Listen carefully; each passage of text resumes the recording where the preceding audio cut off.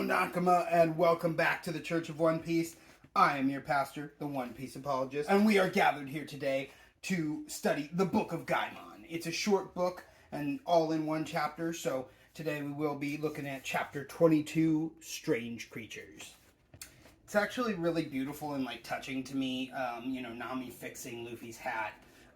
It clearly shows that she understands how much he values it and that it is his treasure at this point. And so she, puts the effort into fixing it. Of course, Luffy is an idiot, and his very first action is to just start poking the hat, as hard as he can, and just boom, pokes his finger right through. So Nami gets mad at him and stabs him in the face with a needle, the needle she was using to sew the hat. Rightfully so. I get it. I'd be upset with Luffy too. Why'd you just ruin all the hard work that I just worked on so long, right? But she stabs him in the face with the needle, and Luffy he's like, "Hey, why don't stab me with the needle?" And she's like, "It's the only way I can hurt you." And he's just like, "That's a good point. You're right. Yeah, I didn't think of it like that. Yeah."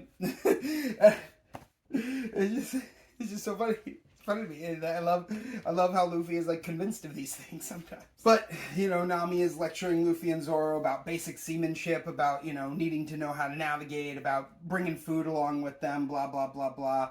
And Luffy gets bored and he just takes off for this uninhabited island that he sees. Luffy, short attention span, as I previously noted, and so boom, there he goes. He's off towards this island.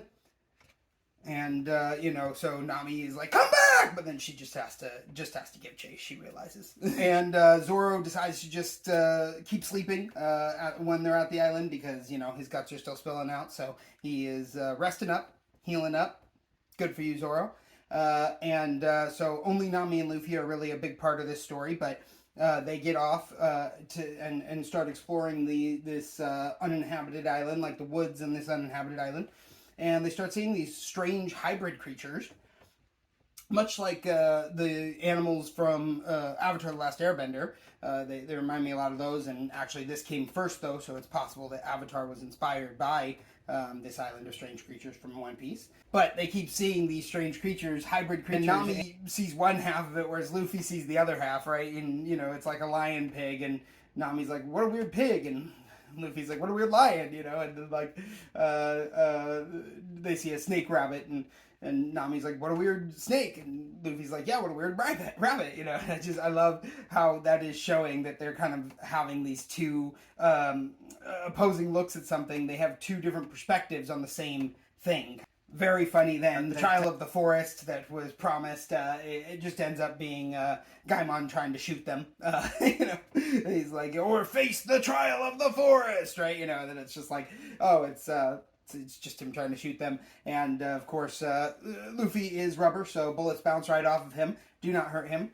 But he does say that guns still scare him, as well as Nami says that too, which I would say might play in to the next arc. But, Gaimon's doing this whole forest spirit trial, the forest thing, so they can't see him yet. And Gaimon asks Luffy when the bullet bounces off of him, he's like, "What the heck are you?" And Luffy's like, "Well, what the heck are you?" We don't even know yet, And I love that, tit for tat. And then Nami and Luffy follow the trajectory of the bullet, which I think is very smart of them. And they find a smoking gun in front of a bush in a box, right? And it's like, what the heck is going on here, right? Well, then the box starts running away and then trips itself and falls over, and then it starts screaming, "Hey, help me up, right? And that turns out to be our everyone's favorite character, Gaimon, and he is...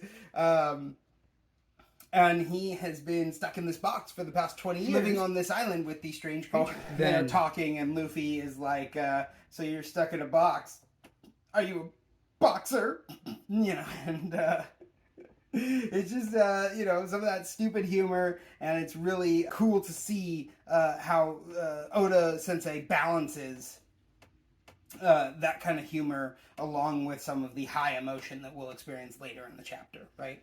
And Gaimon Gaimon is saying he's so lonely, he's been alone for 20 years, just wants to have a conversation, and then boom, Luffy is trying to yank him out of the box. As I've already said, even in this video, Luffy not a long attention span, also not one for big conversations, really. And so, he's a man of action. He just starts trying to yank him out. But Gaimon says that will kill him, so gotta do something else. But Gaimon reveals that he used to be a pirate as well, and he loved going after treasure and risking his life and all that. He thought that was a really awesome part of being a pirate. But then Luffy is like, well, I have a map of the Grand Line. I'm going after the One Piece. And Gaimon's just like, you're crazy. What are you talking about? You can't do that. You'll die. There's no possible way, right? The Grand Line is known as the Pirates' Graveyard. So clearly very, very scared of this place, right? This place is serious business. But it is then very funny when Luffy and Gaimon are talking about it and they don't know how to read the map of the Grand Line. So then it's very funny, but it also gives Oda Sensei the opportunity to explain the geography of the One Piece world, which is a big deal because of the like X pattern of it and like the four oceans, and it's a good thing to be explaining at this point in the story. And as I'm sure many of us know, geography is everything. And Nami's like, yeah, I don't know, Pirate's Graveyard, that sounds like we're risking our lives for nothing. Maybe we should think about this, blah blah blah blah blah. And Luffy's just like, we'll find it. I'm pretty lucky, And again, just that blind optimism Luffy has. He's got that faith in himself. I love it. I love it. So good. So inspired by Luffy's confidence in his dreams, Gaimon is like, you know what? I'm still here on this island defending it because I still have hope. When I was here, we were looking for all that treasure. I found it up on the cliff, but then I fell into this treasure chest, and my crew left me behind. And so I've been stuck here on this island, and I know the treasure. I know the treasure's up there, so I've been protecting it. I've been chasing people away, people who might have been able to help him, right? And so after Gaimon tells them about that, which of course I also think it's great that we see in the flashback, that Gaimon very clearly still has one eyebrow. He's like, that's why my hair and beard are this long. I used to have two eyebrows. Blah blah blah. We see him in the flashback. He short beard, short hair, still one eyebrow. So I think he lied, which I think is very funny. After he does tell them this tale about the treasure being up there, Luffy agrees, it's definitely yours. You were right, all that. And Nami is like, you know what? I volunteer. I'll go up there and get it for you myself, bud. So then they get over there, and of course Nami is like, okay, Luffy, do your thing, stretch your hand up there, pull yourself up, and, get the treasure for him. And that I love that because that's definitely the beginning of a long pattern of Nami volunteering to do things, but then telling others to do it instead. Unfortunately, Luffy gets up there and he finds out that the treasure is already gone. Probably was gone before Gaimon got here 20 years ago. Knows that Gaimon has been waiting for 20 years for this, and his hopes are all on this, and so he doesn't want to dash Gaimon's dreams by saying, they were empty. So instead he puts on this show about how he's going to keep them for himself and be a greedy pirate or whatever. And Gaimon sees right through it, though. He's like, no, they're empty, aren't they, kid? And Luffy's like, yeah, they're empty. And so then Nami just looks horrified. And Luffy, though, he's like, you know what? There's only one thing that can make up for a disappointment like this. You're joining my crew. You're coming with us to find the One Piece. Which I just think is really, really nice of Luffy. Really beautiful. And just shows that Luffy is such a pure soul and a good person.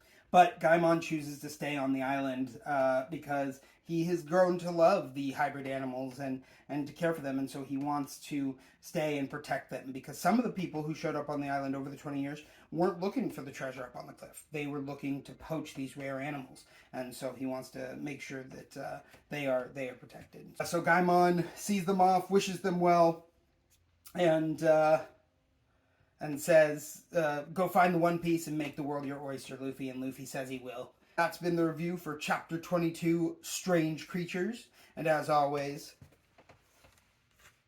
One Piece be with you.